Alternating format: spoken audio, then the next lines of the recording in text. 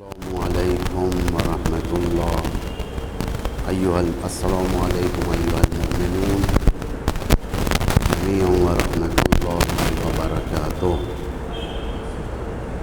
اعوذ باللہ من الشیطان الرجیم. بسم اللہ الرحمن الرحیم. الحمد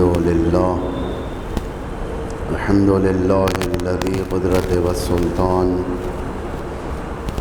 الرافت والامتنان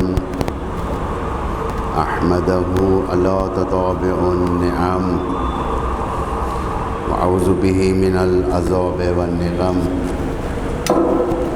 اشہد ان لا الہ الا اللہ وحدہ لا شریک لہ مخالفۃ للجاہدین ومعاندۃ للمبتلین واقرارا بأنہ رب العالمین.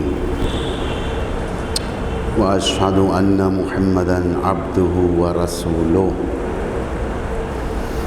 صادق الامین ختم بہ النبیین وارسلہ رحمۃ للعالمین وصلی اللہ علیہ وآلہ اجمعین. فقد اوجب الصلاة علیہ واکرم مثوى لدیہ واجمل احسانہ الیہ.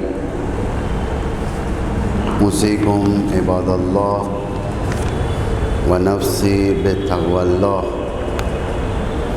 توصیہ کرتا ہوں خود کو اور تمام نماز گزاروں کو تقوی الہی کی طرف،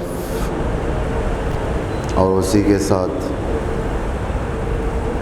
اس خدائے عزیز، خدائے حکیم و منان کا شکر گزار ہوں جس نے احسان کیا کہ دوبارہ عبادی و سیاسی عبادی نماز کو اور لوگوں کے ایک مقام پر اجتماع ہونے کے اسباب فراہم کیا کہ یہ مقام شکر ہے، یہ ایک عظیم نعمت ہے کہ ہمیں اجتماعی عبادت سے محروم ہونا کسی وبا کے خاص عنوان کے ماتحت یہ ایک نئے تجربے میں سے ہے، اور ہم پروردگار سے یہی درخواست کرتے ہیں کہ پروردگار ہم پر رحم فرما اور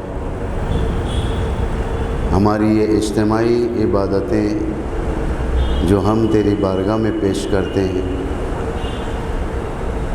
اس کے ذریعے سے تیرے نزدیک ہونے کی توفیق عطا فرمائے.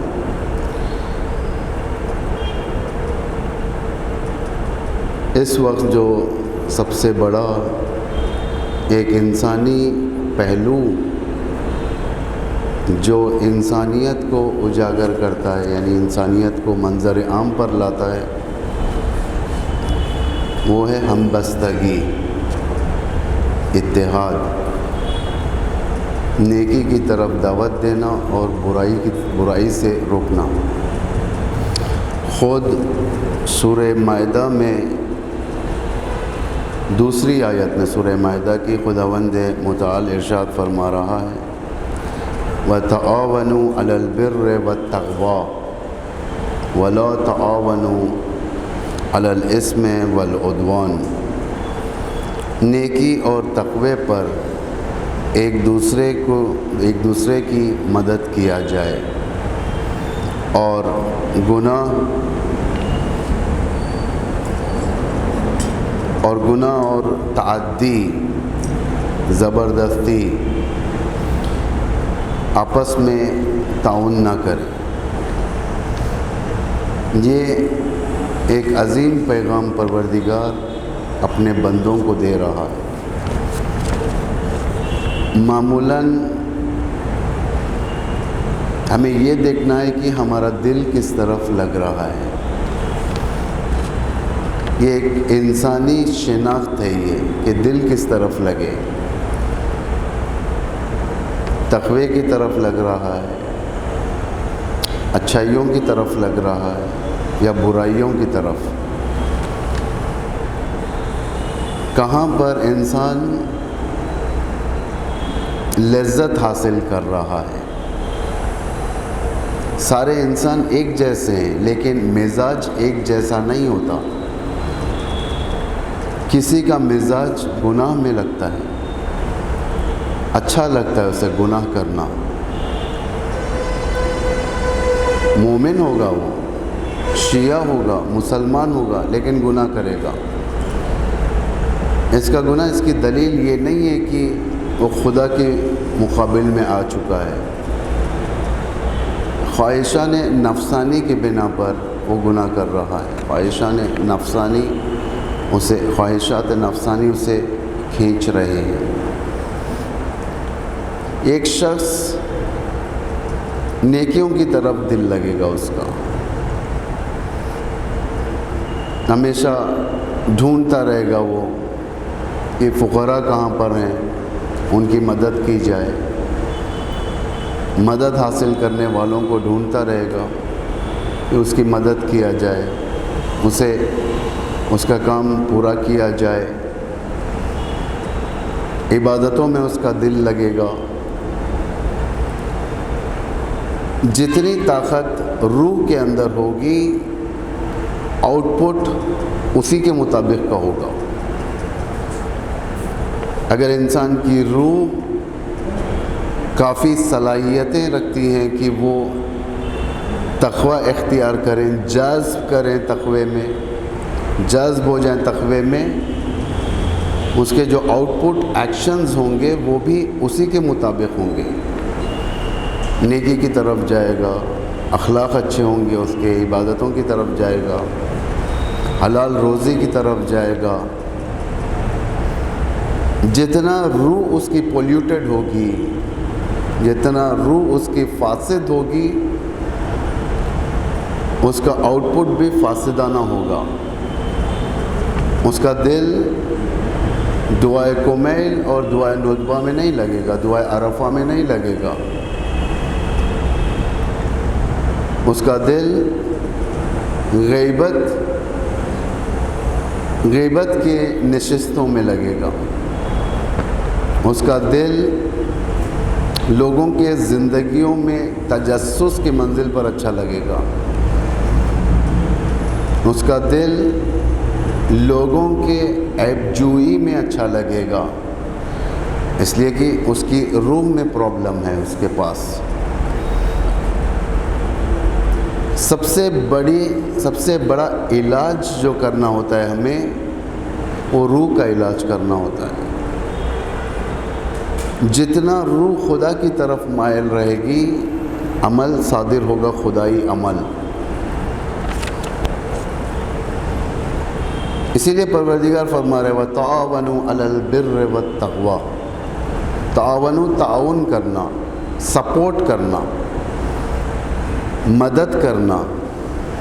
علی البر والتقوی, بر نیکیاں, تقوی کے ساتھ.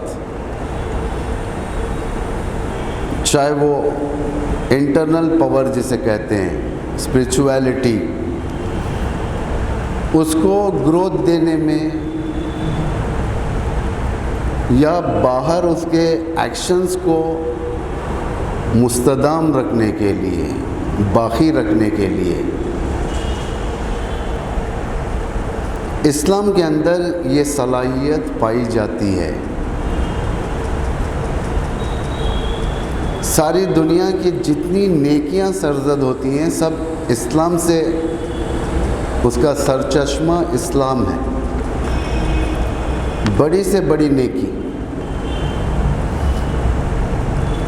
اس راستے پر چلنا, اس نیکی کے راستے پر چلنا, یہ اسلام بتاتا ہے. معمولاً مادی گرائی لوگ, میٹریلسٹ جسے کہا جاتا ہے, وہ لوگ ایک ہدف تعین کرتے ہیں, مادی گرائی کا ہدف, مجھے یہ حاصل کرنا ہے.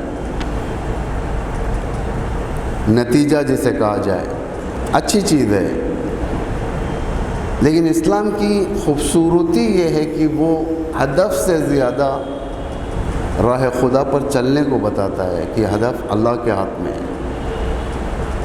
امام حسین کا قیام، امام حسین یہ نہیں سوچے تھے اگر میں جیت جاؤں گا تو میری گورنمنٹ آ جائے گی کوفے میں، عرب پر میں حکومت کروں گا۔ امام قیام کر رہے تھے، قیام اپنے فریضے میں سے سمجھ رہے تھے امام حسین، نتیجہ اللہ کے ہاتھ میں چھوڑ دیا تھا۔ یہ اسلام کی خوبصورتی ہے۔ یہ البتہ پلاننگ ہے اسلام میں، یہ مت سمجھے کہ پلاننگ نہیں ہے، پلاننگ ہے، باقاعدہ آگے کے راستے مشخص کرنا ہے، ہدف گول کو مشخص رکھنا ہے، الگو بنانا ہے کسی کو اس راستے پر چلنے کے لیے۔ یہ سب اسلام تعلیم دیتا ہے یہ کہ اگر آپ کسی راستے پر چل رہے ہو تو آپ کا آئیڈیل کون ہے، آپ کا نمونہ عمل کون ہے، رول ماڈل کون ہے آپ کا، ایک یہ۔ دوسرا، جب چل رہے ہو تو آپ کا ہدف مشخص ہو، گول مشخص ہو، ورنہ انسان دیوانوں کی طرح نہیں نکل جاتا، کہیں پر بھی کسی بھی کام میں نہیں پڑ جاتا۔ گول مشخص ہو، ویوز دیکھے جائیں گے، کس کے ویوز آپ لے رہے ہو اپنے کام میں۔ جیسا کہ دنیا کا دستور آج ہے کہ کسی کو کسی مقصد تک پہنچانے کے لیے وہ لوگ یہ سارے چیزوں کا استعمال کرتے ہیں۔ اسلام نے تھوڑے گائیڈ لائنز بتا دیے یہاں پر کہ کس طریقے سے ہم اپنے آپ کو حاضر رکھیں خدائی راستے پر۔ خدائی راستہ صرف اور صرف مسجد کو آ جانے سے نہیں ہو جاتا، کہ تم جہاں پر بھی ہو وہاں پر اللہ کے لیے زندگی کرو، یہ کہتے ہیں خدائی راستہ۔ خدا کے لیے زندگی کرو، جو خدا کو پسند ہے اسے انجام دو، جو پسند نہیں ہے اسے چھوڑ دو۔ تقوی کا ایک معمولی سی توضیح وہ یہی ہے کہ انسان حرام کو چھوڑے، واجبات کو تھامے۔ تقوی کا معمولی سا ایکسپلینیشن جیسے کہا جاتا ہے یہی ہے، تقوی یہی ہے۔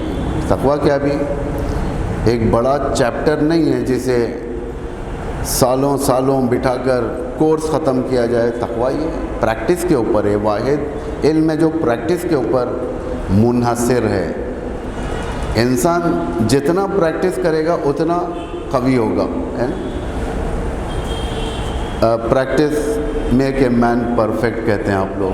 پریکٹس کرنے سے آدمی صلاحیت مند ہو جاتا ہے، اسے معلوم ہو جاتا ہے کہ کیسے کرنا چاہیے۔ پریکٹس، اس کے لیے سپورٹ ضروری ہے۔ سپورٹ کہے کا سپورٹ، کس چیز کا سپورٹ؟ علی البر والتقوی، بر نیکی، حسنات، انفاق، شکر گزاری، الحمدللہ اللہ کل نعمت، شکر گزاری۔ جو انسان کے اندر جو ویکنس ہوتی ہے، جس پہ شیطان جلدی حملہ کرتا ہے، وہ یہی ہے، وہ یعنی خدا کے نام سے آغاز ہونے نہیں دیتا۔ مثلا انسان جتنا بھی ارادہ کرے کہ میں کھانے سے پہلے بسم اللہ کہوں گا، عین کھانا کھانے کے وقت بھول جاتا ہے۔ شیطان کا کام ہے، حملہ کرتا ہے، ذہن سے نکال دیتا ہے۔ شیطان جو نفوذ کرتا ہے اندر، اگر خالی رہے گا نفس، روح خالی رہے گی معنویت سے، شیطان آ جائے گا۔ وہ ڈنڈورے پیٹ کر نہیں آتا شیطان اندر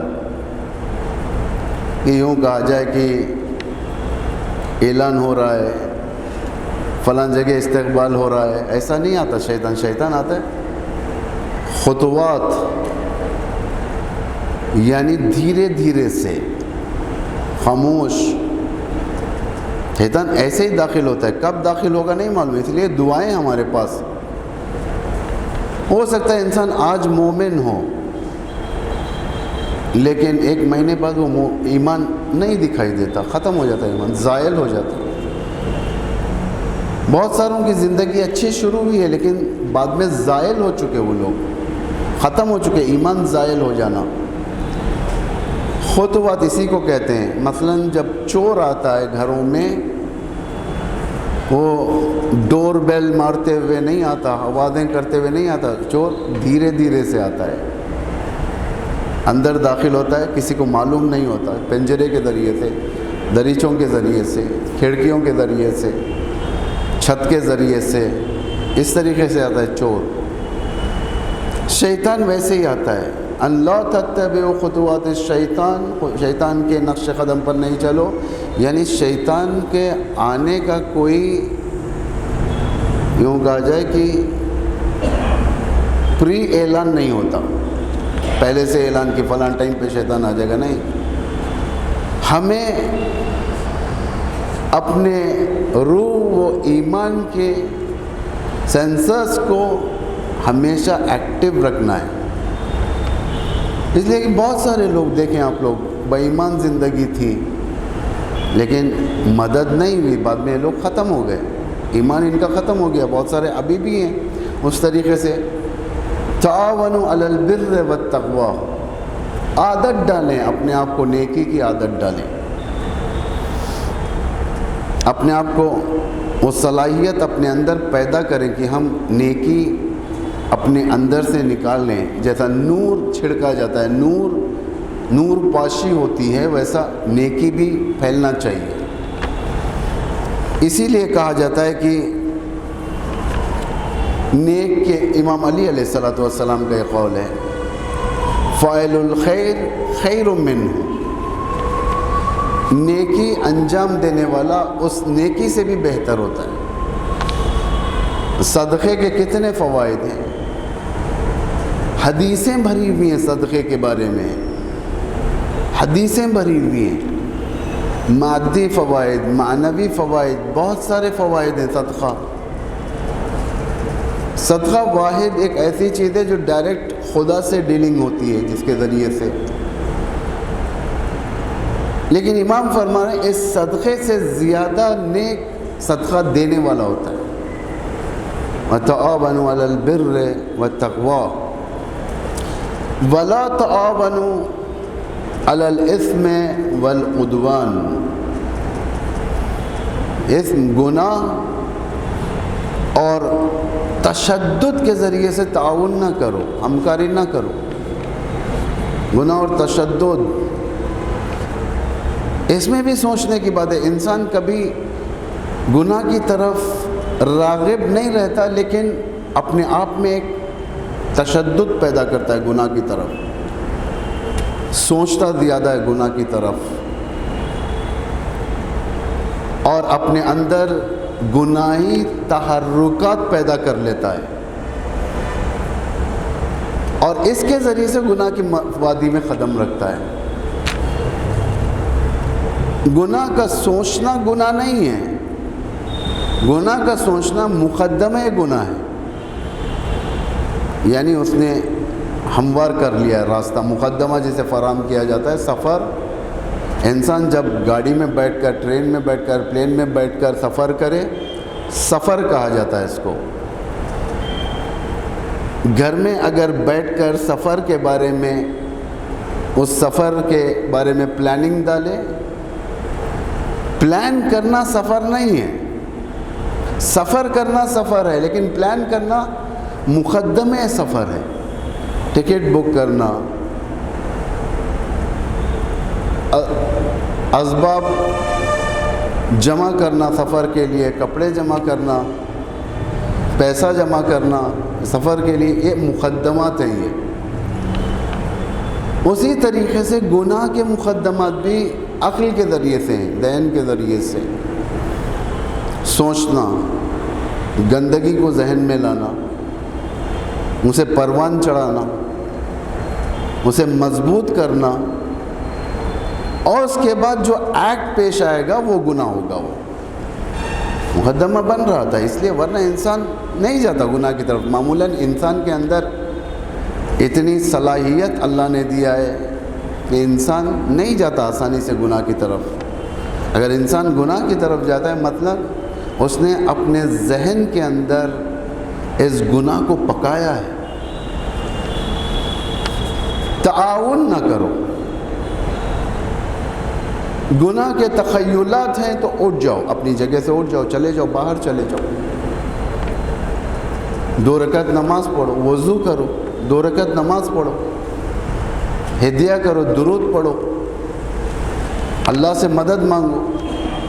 سب کوئی ضروری نہیں ہے کہ آپ ایک مصلی پر ہی جا کر ٹھہر کر نماز پڑھ کے وہاں پہ سارے اعمال انجام لو، نہیں، چلتے پھرتے درود پڑھو۔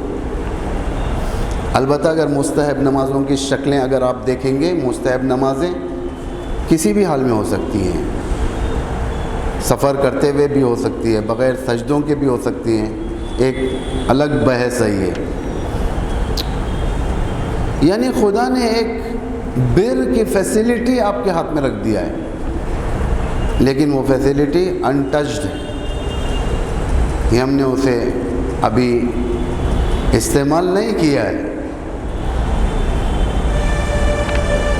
بتانے پر ہوتا ہے، عمل کرنے پر ہوتا ہے، جتنا بتایا جائے گا اتنا انسان اس چیز کی طرف جائے گا۔ بہت سارے ایسے سبجیکٹس ہوتے ہیں جو انسان دیکھتا ہے لیکن گزر جاتا ہے اس سے، کبھی اس کی طرف مطالعہ نہیں کرتا، لیکن بعد میں جب مطالعہ کرتا ہے تو کہتا ہے کہ یہ تو آسان تھا، یہ تو مجھے معلوم تھا، یہ تو میں دیکھا تھا پہلے بھی۔ انٹچڈ رہتے ہیں بہت ساری چیزیں ہمارے پاس، صرف اور صرف اپنے ذہن کو فشار دینا ہے، اپنے فکر کی اصلاح کرنا ہے۔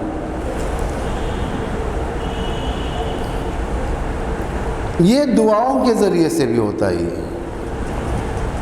جو ہمارے پاس جو دعاؤں کا جو خزانہ ہے، دعائیں انسان کے اندر ایک امید پیدا کرتی ہیں،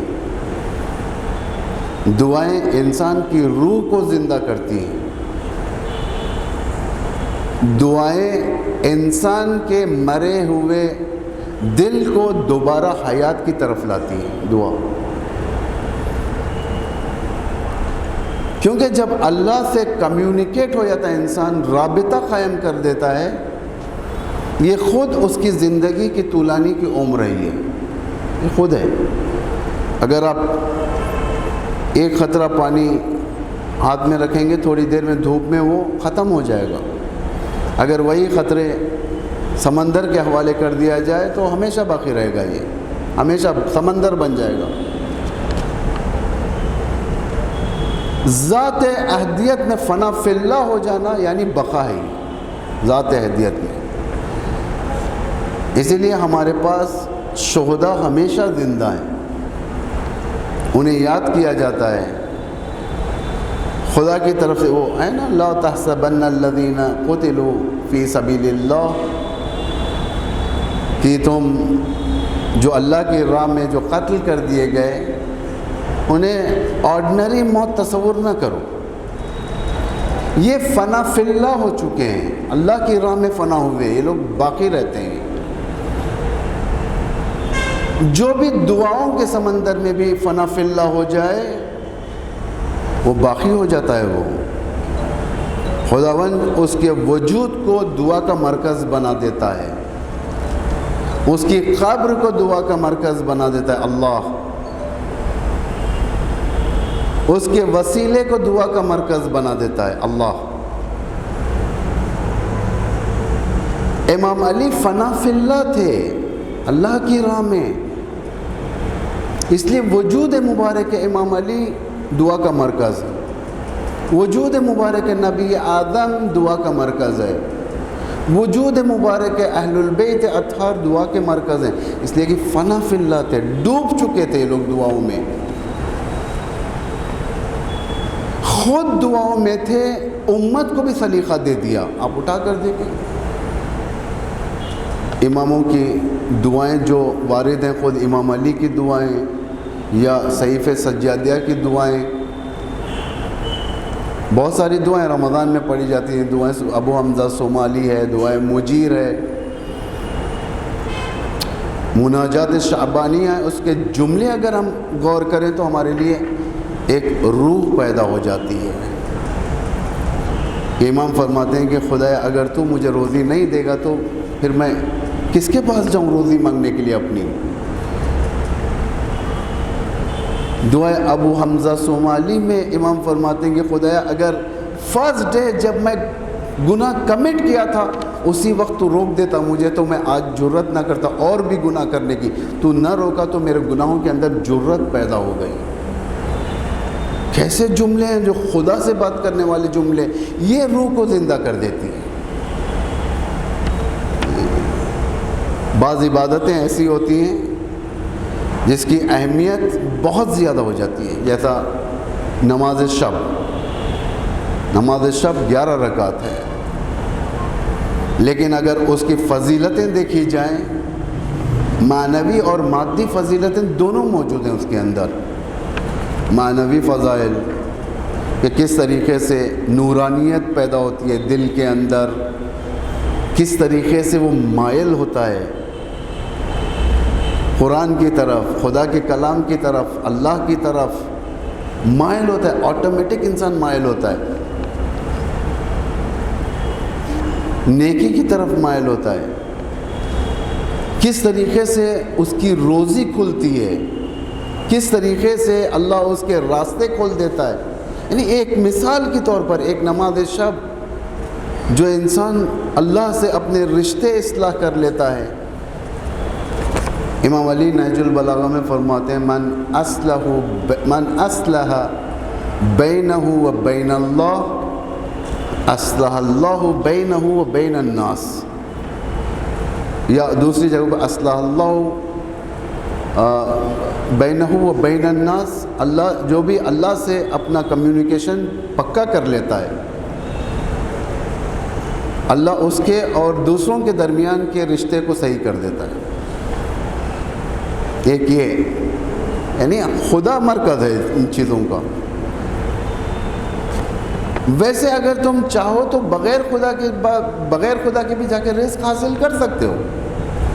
اس طریقے سے کفار ہیں، جس طریقے سے فلاں ہیں، وہ بھی مہربان ہیں، جس کے بارے میں خود امام سے وارد ہے جو رجب کی دعا ہے، یومن ارجو لکل خیر یومن یوتی من لا یومن یوتی نہیں یومن یوتی من سأل یومن یوتی من لم یسأل ومن لم یعرف، کہ روزی اسے بھی ملتی ہے جو سوال کرتا ہے خدا سے یعنی اللہ سے، اور اسے بھی اللہ دیتا ہے من لم یسألہ ومن لم یعرف. ایتھسٹ، ملحد، جو خدا کو نہیں مانتا، جو بعض ایسے ہوتے ہیں کہ خدا کو پہچانتے بھی نہیں ہیں اللہ کیا ہے، انہیں بھی روزی ملتی ہے. روزی بہت جگہ مل سکتی ہے. اللہ کن لوگوں کو مایوس کر دیتا ہے دوسرے راستوں سے؟ جو لوگ دکھاوے کے لیے اللہ کے پاس بھی آتے ہیں اور جا کر دنیا کے سامنے حقیر بھی بنتے ہیں. اللہ کہتا ہے مجھے چھوڑ کر جا رہا ہے تو میں تیرا راستہ بند کر دوں گا. دوسری طرف قرآن میں ارشاد ہو رہا ہے وَمَن يَتَّقِ اللَّهَ يَجْعَل لَّهُ مَخْرَجًا وَيَرْزُقْهُ مِنْ حَيْثُ لَا يَحْتَسِبُ. جو بھی اللہ کا تقوی اختیار کرے گا، خوف الہی اختیار کرے گا، یجعل لہ مخرجا، اسے نجات دے گا اللہ، اس کے راستے کھول دے گا پورے، جسے ہم کہتے ہیں ڈیڈ اینڈ. اللہ کہتا ہے کہ میں کھول دوں گا پورے راستے. وَيَرْزُقْهُ مِنْ حَيْثُ لَا يَحْتَسِبُ، اور ایسی جگہ سے میں اسے رزق پہنچاؤں گا، روزی پہنچاؤں گا اس کی وہ سوچا بھی نہیں ہوگا. وہ بیٹھ کے پلاننگ کرے گا کہ شاید یہاں سے آئے گا، شاید وہاں سے آئے گا، شاید وہاں سے آئے گا. پتہ چلا کہ ایک ایسی جگہ سے آ گیا کہ وہ سوچتا رہ گیا میں تو سوچا ہی نہیں تھا یہاں سے میرا کام بن جائے گا. حیث لا یحتسب، یہ کوئی معمولی بات نہیں ہے یہ. لیکن ایمان و عقیدہ کب ہوگا اس کے اوپر؟ جس وقت ہم اللہ سے رابطہ صحیح رکھیں گے،